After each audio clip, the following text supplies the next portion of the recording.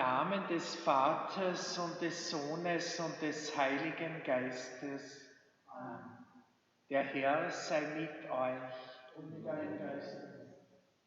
Ich wünsche euch allen einen gesegneten Ostermontag und freue mich, dass wir miteinander die 13er Wallfahrt feiern dürfen. Normalerweise begrüße ich am Beginn nach dem Eingangslied viele Pilgerinnen und Pilger hier in der Kirche und stelle das Thema des Tages vor. In diesem Monat, da ist alles ein bisschen anders. Und so darf ich euch zu Hause willkommen heißen, vor den Bildschirmen, und freue mich, dass wir auf diese Weise die 13er Wallfahrt im April miteinander feiern dürfen. Ich darf euch am Beginn des Gottesdienstes auch ganz, ganz herzliche Grüße ausrichten von Pfarrer Erwin Schottag, dem Pfarrer von Metnitz.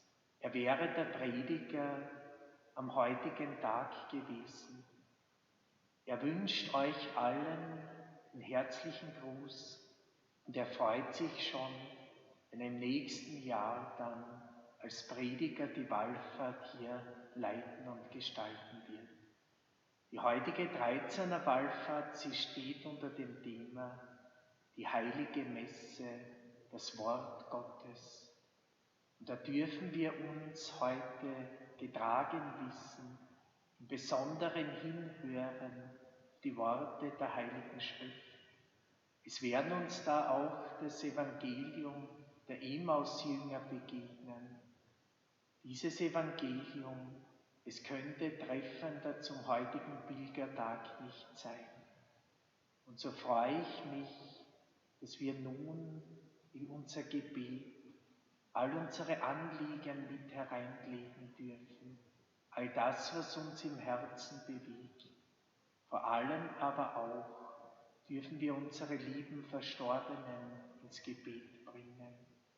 Da beten wir heute in besonderer Weise für Gernot Salcher, für Christian Malletz, für Iltsch Verstorbene und Johann Messner-Ogris und für alle Lebenden und Verstorbenen der Familien Salcher, Zimmermann und Hanser. Wir denken auch an all eure lieben Verstorbenen, die ihr in euren Herzen trägt.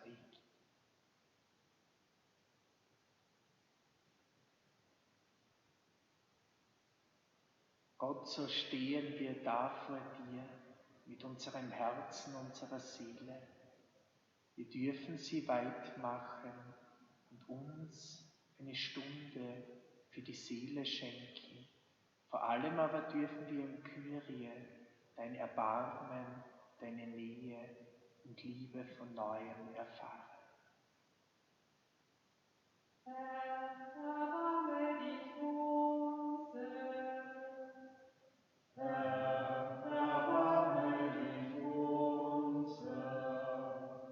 Christus, erbarme dich unser. Christus, erbarme dich unser. Erbarme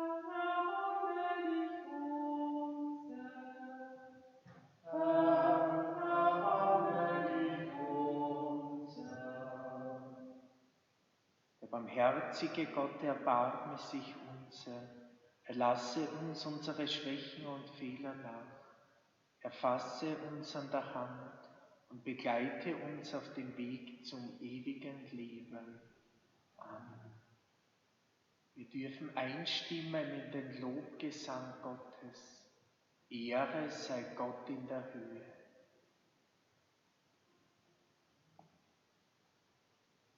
Ehre sei Gott in der Höhe und Friede Menschen hier auf Erden. Ehre sei Gott in der Höhe und den Menschen Friede und Heil. Wir loben dich, wir preisen dich, wir beten dich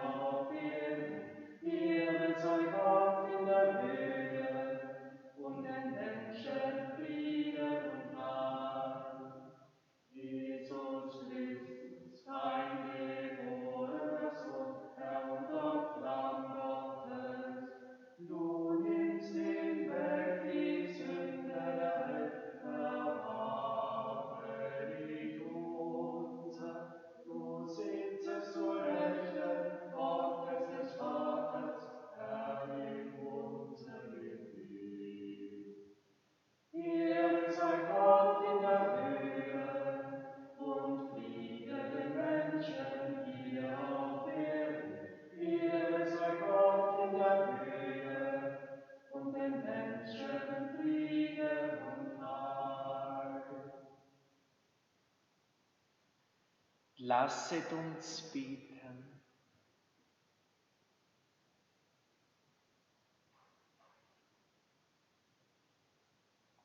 Gott, du Herr allen Lebens, durch die Taufe schenkst du deiner Kirche Jahr für Jahr neue Söhne und Töchter. Gib, dass alle Christen in ihrem Leben dem Sakrament treu bleiben, das sie im Glauben empfangen haben. Darum bitten wir durch ihn, Jesus Christus, deinen Sohn, unseren Herrn und Gott, der in der Einheit des Heiligen Geistes mit dir lebt, wirkt und Leben schenkt, heute und in Ewigkeit. Amen.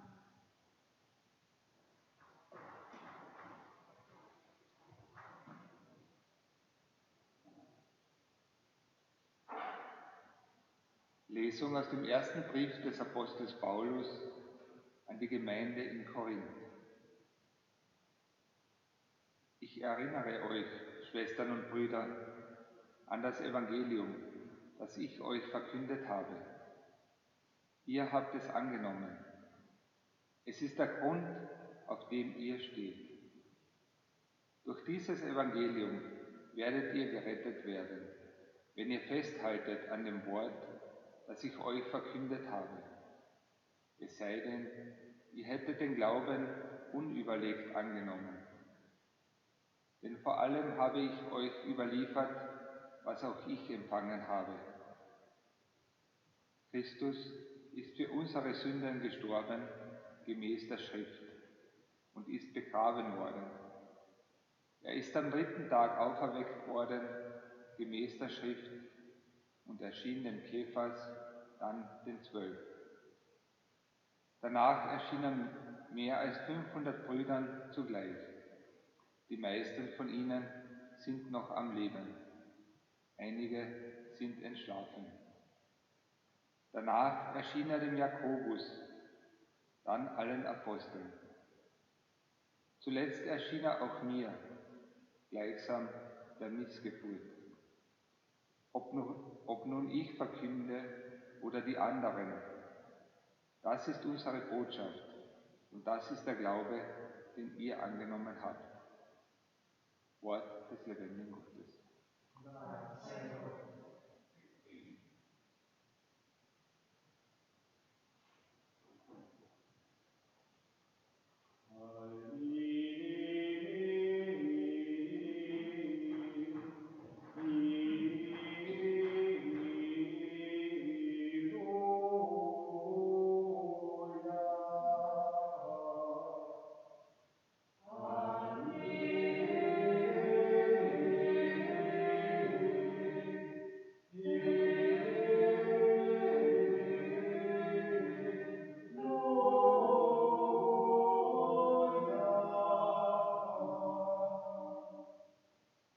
Nicht unser Herz, als der Herr unterwegs mit uns redete und uns den Sinn der Schriften eröffnete.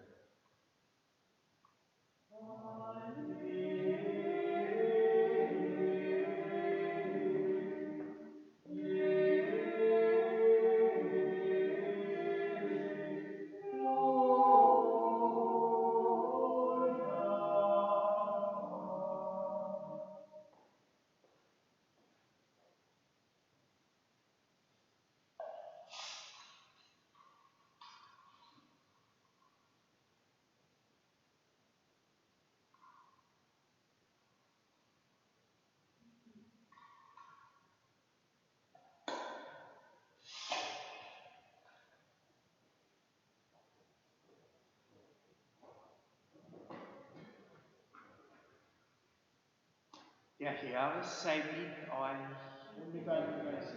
Aus dem heiligen Evangelium nach Lukas. Ja, Dank sei dir.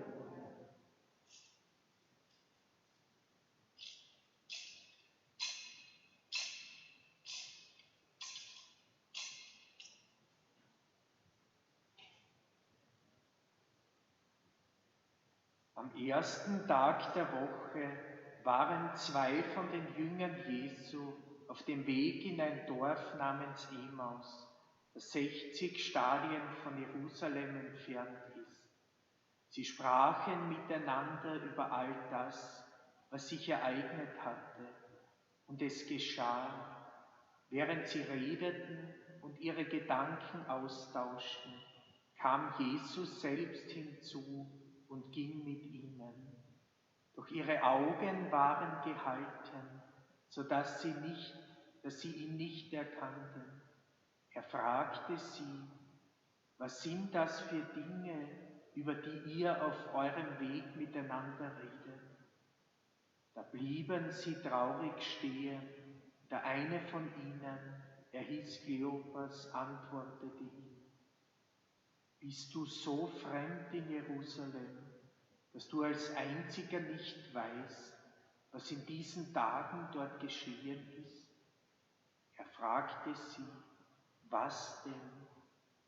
Sie antworteten ihm: Das mit Jesus aus Nazareth. Er war ein Prophet, mächtig in Tat und Wort, vor Gott und dem ganzen Volk. Doch unsere Hohepriester und Führer haben ihn zum Tod verurteilen und ans Kreuz schlagen lassen.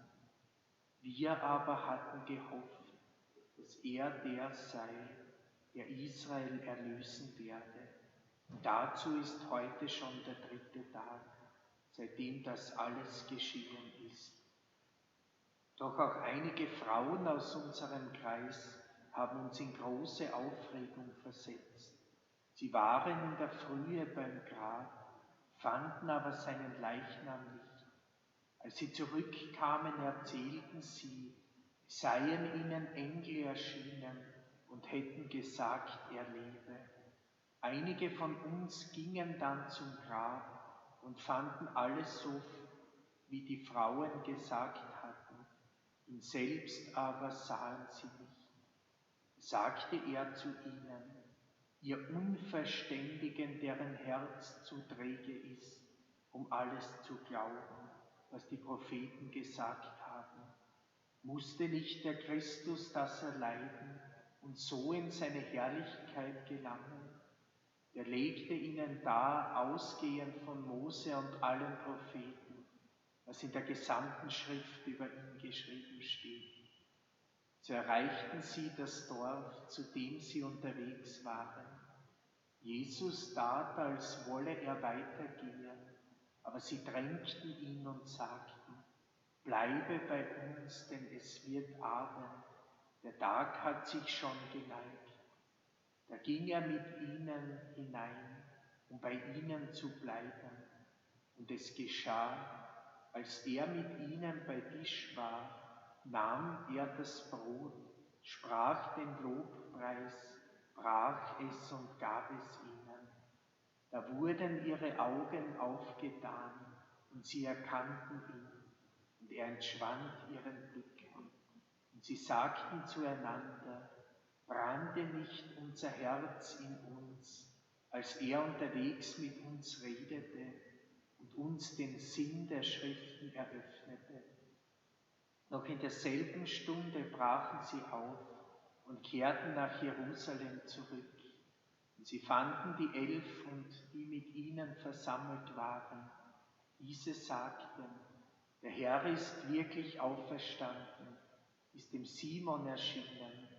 Da erzählten auch sie, was sie unterwegs erlebt und wie sie ihn erkannt hatten, als er das Brot brach.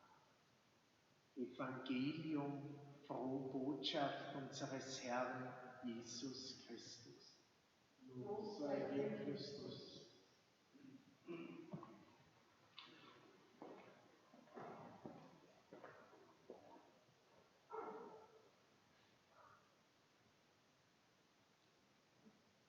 Liebe Familien, liebe Brüder und Schwestern, liebe Pilgerinnen und Pilger, die ihr heute zu Hause versammelt seid, als Hauskirche und aus dieser Hauskirche heraus diese Eucharistiefeier mitfeiern könnt, in aller Verbundenheit.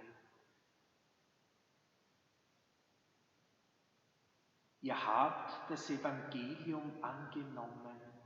Es ist der Grund, auf dem ihr steht. Diese zentralen Worte der heutigen Lesung, sie geben in einem einzigen Satz das heutige Tagesthema der Wallfahrt, das Wort Gottes wieder. Das Evangelium, der Grund, auf dem wir stehen. Eine unglaublich große Zusage. Evangelium als Lebensprogramm, Evangelium als Einladung, die Worte der Heiligen Schrift nicht nur zu hören, zu lesen, sondern daraus einen ganzen Lebensweg gestalten und so dem Evangelium, der frohen Botschaft, Leben verleihen. Es sind unglaubliche Worte, die wir in der Heiligen Schrift finden. Das gesamte Alte Testament hindurch, die großen Propheten, die uns das Ankommen des Erlösers vorausgesagt haben. Die Propheten, die viele Jahrhunderte hindurch vom Messias gesprochen haben, dass da einer kommen wird, der rettet, der erlöst, der heilt. Das Alte Testament mit seinen tiefgehenden Schriften von der Erschaffung der Welt, den Menschen, bis hin zu Josefs Erzählung von der Fremde, von der Flucht aus Ägypten. Aber eines, das ist in allen Erzählungen tief verwurzelt. Gott, er ist mit dem Menschen unterwegs in all seinen Lebenssituationen. Wir finden im Alten Testament so wunderbare Segensgebete. Wir finden dort den Aaronsegen. Wir finden die Psalme, die eine ganze Lebensgeschichte der Menschheit erzählen mit ihrem Gott. Wir haben in den Psalmen Dankpsalme, Jubelpsalme, wir haben auch Klagepsalme, wir haben sogar Fluchpsalme, wo der Mensch so verzweifelt ist, dass er nicht mehr weiß, was er tun, was er beten soll, bis hin die tiefgehenden Psalme, mein Gott, warum hast du mich verlassen? Aber eines, das haben auch die Psalme gemeinsam, ihre letzten Verse, sie sind immer ein Lobpreis an Gott. Propheten, die dann so viel Hoffnung machen. Ich denke da an den Propheten Jesaja, der uns vor allem in Advent und Fastenzeit begleitet, der uns mit seinen Schriften hinführen möchte zu den größten Festen der Christenheit, zum Weihnachts- und eben gerade zum Osterfest. Da sind die Prophezeiungen drinnen, die Menschen so viel Halt gegeben haben in ihrem Leben. Wenn wir dann weiterschauen in die Evangelien, die so sehr von der Botschaft Jesu Christi erzählen, die die Menschen in ihren Lebenswirklichkeiten abgeholt hat und vom Reich Gottes erzählt hat. Wir haben dann die Leidensgeschichte der Karwoche, aber die Antwort des Evangeliums, sie ist Ostern, sie ist Leben. Und in dieser Freude dürfen wir gerade stehen, nach der Osternacht und dem gestrigen Ostersonntag. Wir dürfen jetzt ja die ganze Osteroktav wie den großen Ostersonntag feiern. Diese Botschaft vom Leben, sie trägt, sie bewegt, oder wie es in der Lesung heißt, das Evangelium, es ist der Grund, auf dem wir stehen. Da begegnet uns heute diese zentrale Botschaft der Emmausjünger. Das leere Grab, da haben sie noch nicht gewusst, was sie damit anfangen sollen. Da waren sie noch in der Trauer des Karfreitages. Aber aus dem leeren Grab heraus, da machen sie sich auf den Weg in ihre vertrauten Orte. Es heißt ja auch im Evangelium, die Jünger, die Jesus nachgefolgt sind, sie sollen nach Galiläa gehen. Dort wird er ihnen begegnen. Und Galiläa, das ist der vertraute Ort, wo sie ihren Alltag leben. Das heißt die Zusage des Auferstandenen an uns. Ich gehe dorthin, wo ihr lebt, wo ihr gestaltet, wo ihr zu Hause seid. Nicht in Jerusalem, hat es geheißen, werden sie dem Auferstandenen begegnen, sondern dort, wo sie zu Hause sind. Und das ist die Botschaft, die uns die Emmaus-Jünger auch auf eindrucksvolle Weise mitgeben. Unterwegs auf dem Weg, im Spazierengehen, dort ist er plötzlich da. Sie erkennen ihn nicht sofort, aber das geht auch uns so.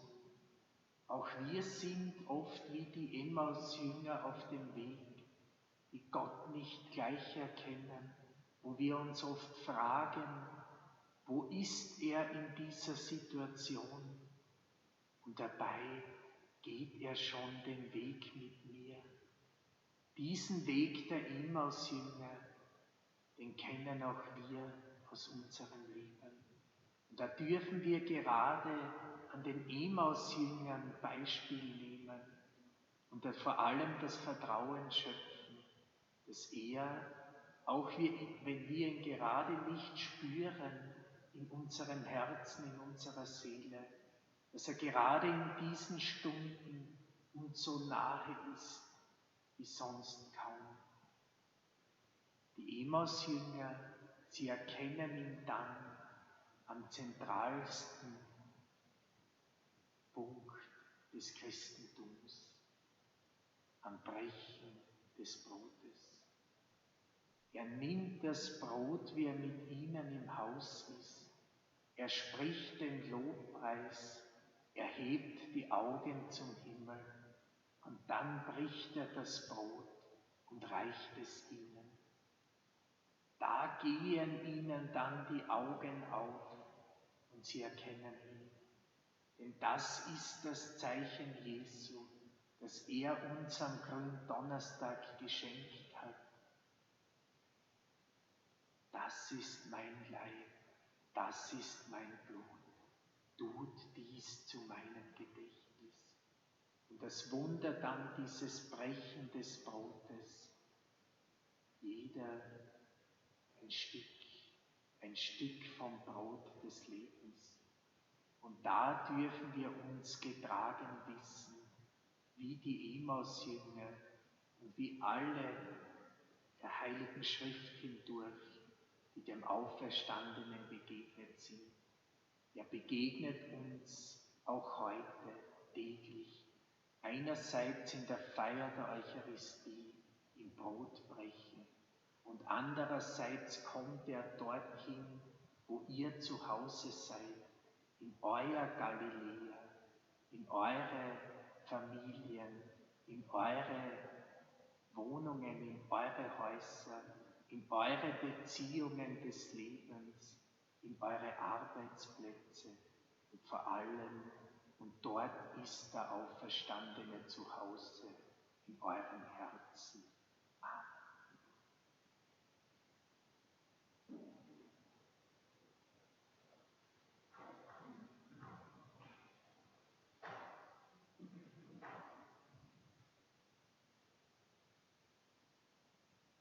Du Gott des Lebens, mit der Botschaft der Emmaus-Jünger, der Herr, er ist auferstanden.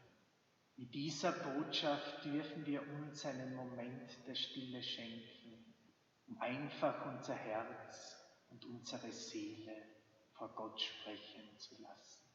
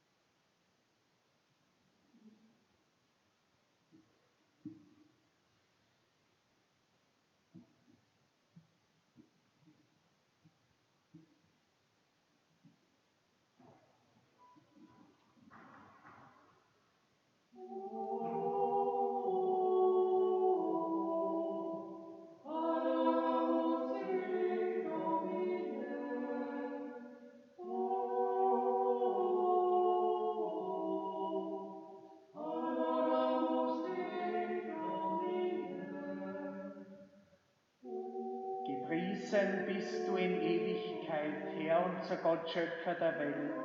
Du schenkst uns das Brot, die Frucht der Erde und der menschlichen Arbeit.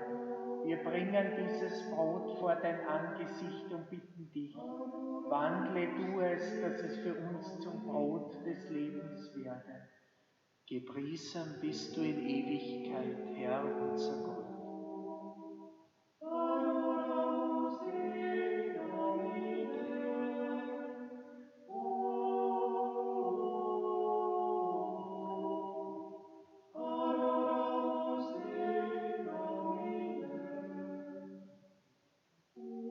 Gepriesen bist du in Ewigkeit, Herr, unser Gott, Schöpfer der Welt.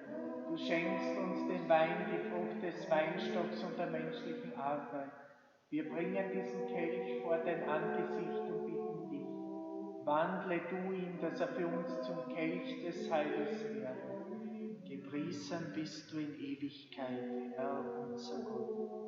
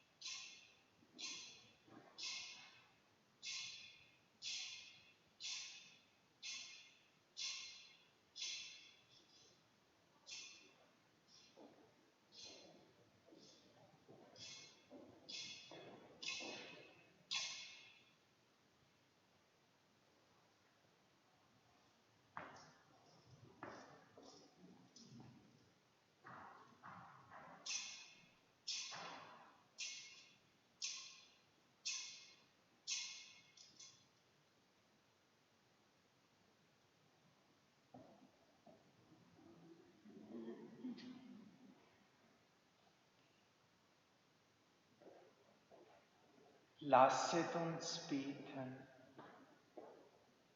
Gott, du hast deinem Volk durch das Bekenntnis des Glaubens und den Empfang der Taufe neues Leben geschenkt.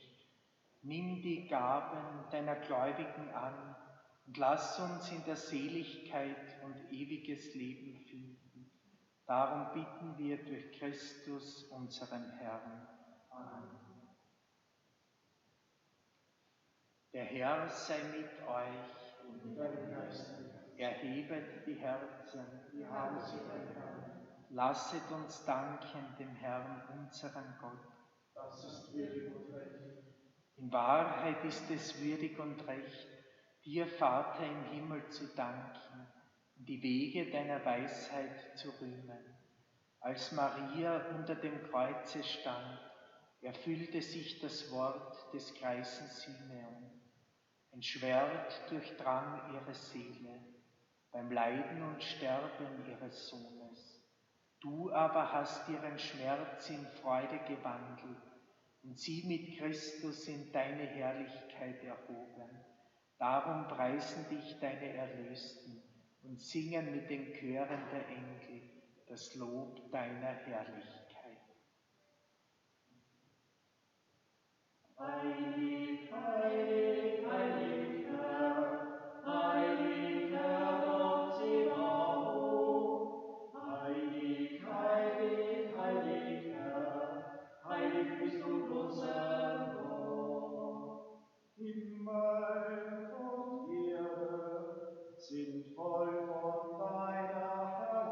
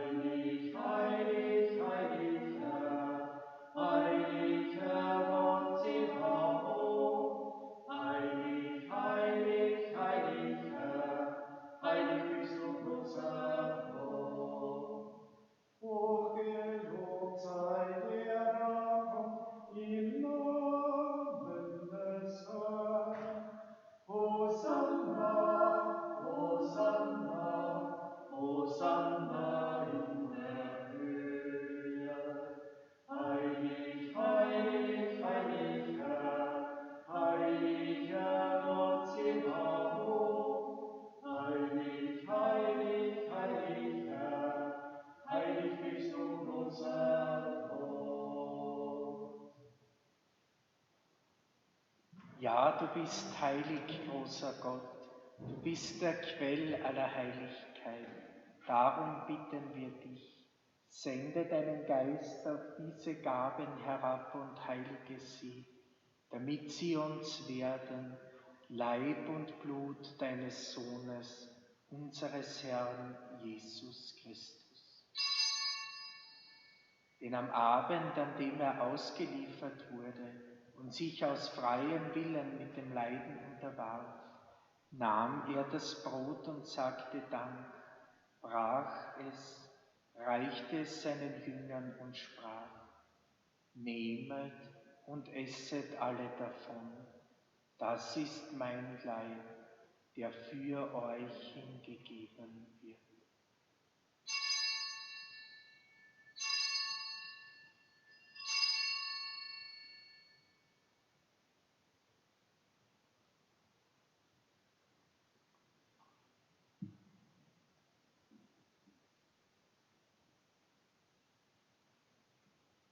Ebenso nahm er nach dem Mahl den Kelch, dankte wiederum, reichte ihn seinen Jüngern und sprach: Nehmet und trinket alle daraus.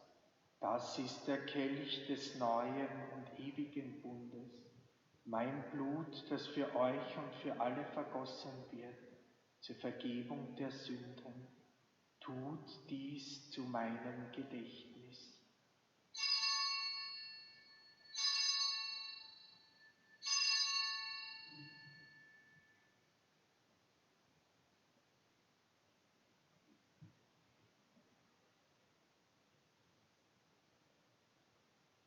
Geheimnis des Glaubens.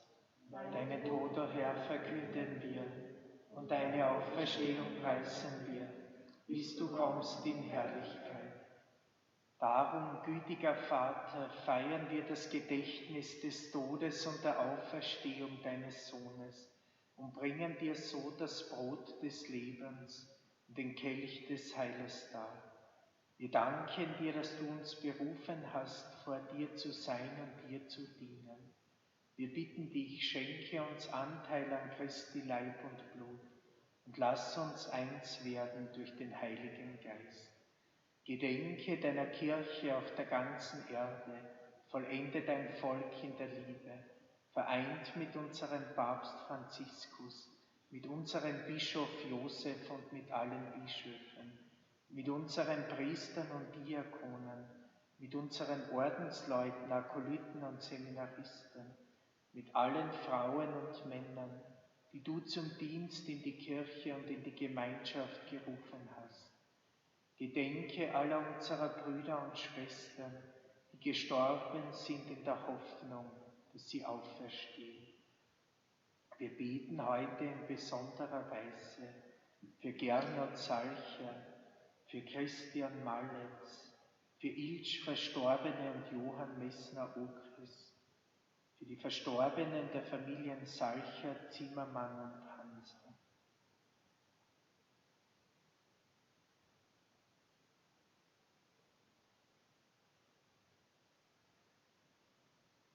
Nimm sie und alle, die in deiner Gnade aus dieser Welt geschieden sind, in dein Reich auf, wo sie dich schauen von Angesicht zu Angesicht. Vater, erbarme dich über uns alle, damit uns das ewige Leben zuteil wird, der Gemeinschaft mit der seligen Jungfrau und Gottesmutter Maria, dem heiligen Josef, mit deinen Aposteln, mit unseren Namenspatronen und mit allen, die bei dir Gnade gefunden haben von Anbeginn der Welt, dass wir dich loben und preisen durch deinen Sohn Jesus Christus. Durch ihn und mit ihm und in ihm ist dir, Gott allmächtiger Vater, in der Einheit des Heiligen Geistes, alle Herrlichkeit und Ehre, jetzt und in Ewigkeit. Amen.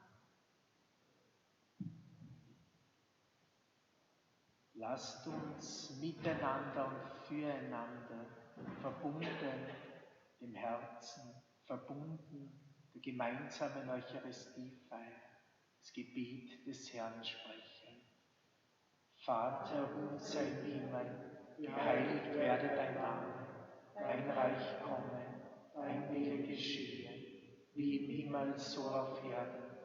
Unser tägliches Brot gib uns heute und vergib uns unsere Schuld, wie auch wir vergeben unseren Schuldigern. Und führe uns nicht in Versuchung, sondern erlöse uns von dem Bösen. Oče naš, ki si na visih, posvečeno bodi Tvoje ime, pridi k nam Tvoje kraljestvo, zgodi se Tvoja volja, kako na visih, tako na zemlji. Daj nam danes naš vsakdanji kruh in odpusti nam naše dolge, kako tudi mi odpuščamo svojim dolžnikom. In obvedi nas kušnjavu, dem rejši nas hudega. Dein ist das Reich und die Kraft und die Herrlichkeit in Ewigkeit. Amen. Der auferstandene Herr Jesus Christus, er hat den Frieden zugesprochen. Diesen göttlichen Frieden, den dürfen auch wir in uns tragen, den dürfen wir miteinander teilen, miteinander leben. So sei der Friede des Herrn allezeit mit euch. Und mit deinem Geiste. Schenken wir uns ein Zeichen der Verbundenheit, Zuneigung und des Friedens.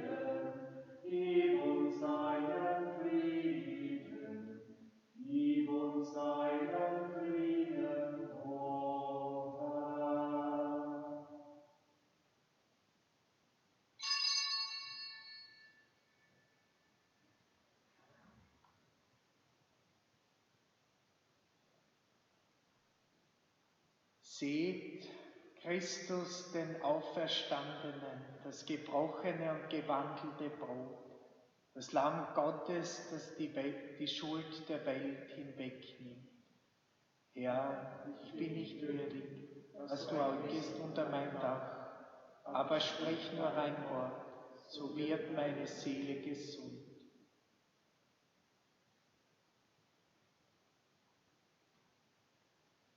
Schenken wir uns einen Moment der Stille, um in geistiger Weise die Kommunion zu empfangen.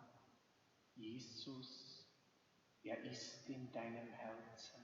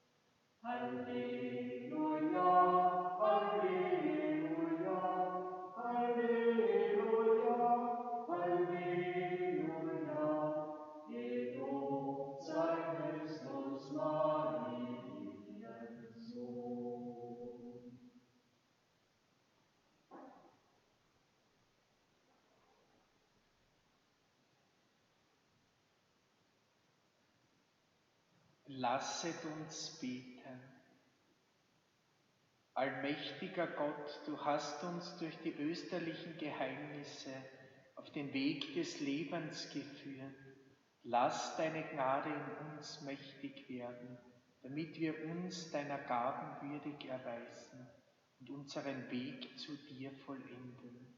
Darum bitten wir durch Christus, unseren Herrn. Amen. Ich danke euch allen zu Hause hier in der Kirche für die gemeinsame Feier der 13er Wallfahrt am Ostermontag. Ich bin jetzt mutig und lade ein zur 13er Wallfahrt im Mai.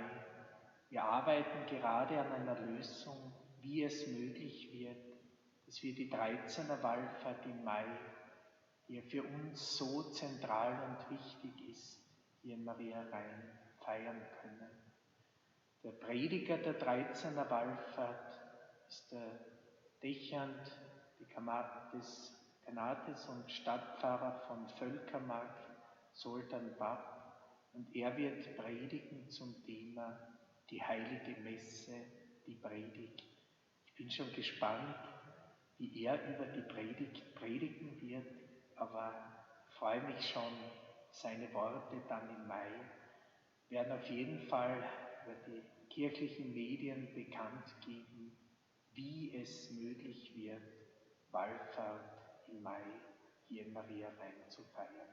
Ich bin da guter Dinge, dass wir eine kreative Lösung finden werden. Ich danke euch auch das gemeinsame Feiern und Weiterfeiern, Eucharistiefeiern hier aus Maria Rhein. Das Brot da mal dargebrochen wird, dann ist es auch das gebrochene Brot für euch, dort wo ihr gerade den Gottesdienst mitfeiert. Kommen jetzt dann wieder ab morgen die gewohnte Ordnung, ab morgen bis Samstag wieder täglich um 18 Uhr die Heilige Messe hier aus der Wallfahrtskirche. Am kommenden Sonntag, den Weißen Sonntag, feiern wir dann um 10 Uhr. Ich darf euch noch eine Einladung und eine Bitte mitgeben, dem Fest der Auferstehung heraus, dass wir als Getaufte und Gefirmte lebendige Monstranz für Christus sind, die Botschaft der Auferstehung tragen in unsere Familien, zu allen Menschen, denen wir begegnen, auf unserem Weg des Lebens. Und dafür bitten wir ihn, Gott, um seine Kraft, um seinen Segen. Der Herr sei mit euch. Und dein Geist. Die Fürsprache der Gnadenmutter hier in Maria Rhein segne, behüte, begleite und bestärke euch, eure Familien, alle Menschen, für die wir beten und die wir im Herzen tragen. Er, der Gott des Lebens, der Vater, der Sohn, der Heilige Geist. Amen. Bleiben wir in seinem Frieden. Dank sei Gott dem Herrn.